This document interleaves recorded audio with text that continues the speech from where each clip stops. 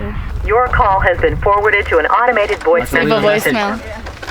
5059919 is not available. At the tone, please record your message. When you've finished recording, you may hang up or press 1 for more options. Hey, we're here to close the ranch. Stop elite child trafficking.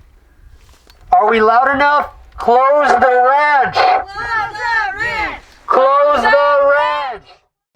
Zorro Ranch was procured from the Bruce King family by Epstein's shell company Cypress Inc. back in the 90s, and has been widely used by multiple elites here in New Mexico as their should we say, their human trafficking parties.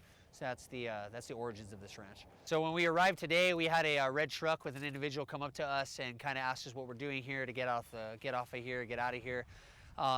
Proceeded to go and try to contact the police and wanted us to disperse. I already pulled the proper permits with the Santa Fe County Sheriff's Office, so that wasn't a big deal. So the march is about 0.9 miles and then 0.9 miles back.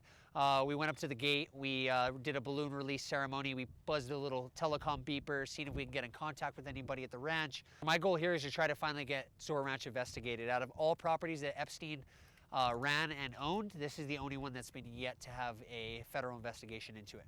The property is massive, 8,800 acres. 1,100 acres is actually local BLM controlled land.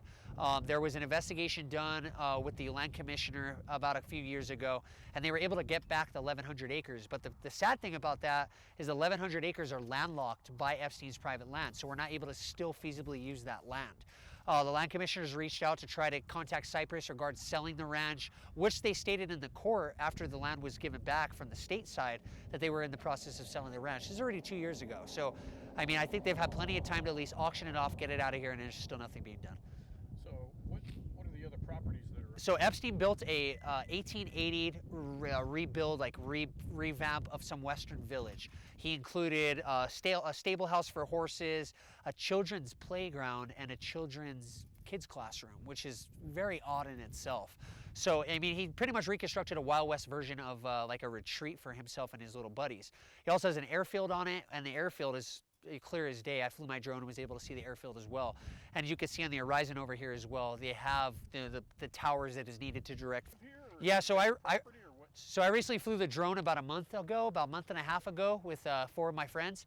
We flew the drone directly over the ranch, and we were able to account for 4 vehicles still operating at the ranch, which includes the red truck that actually came up to us today.